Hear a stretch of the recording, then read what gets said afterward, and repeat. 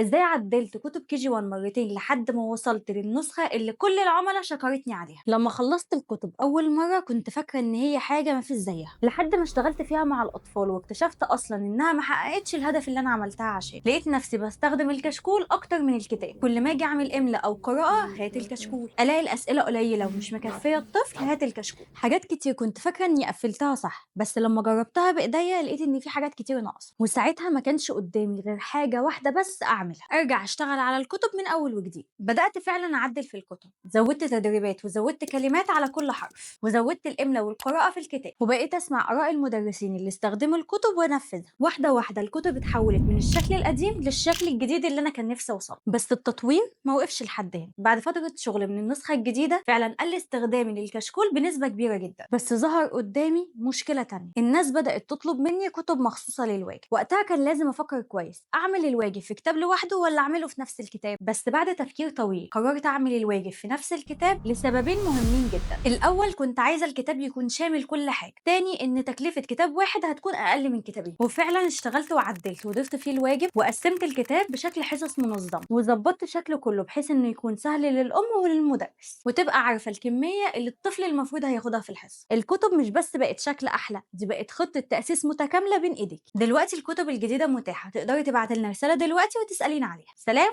واستنوني في فيديو جديد.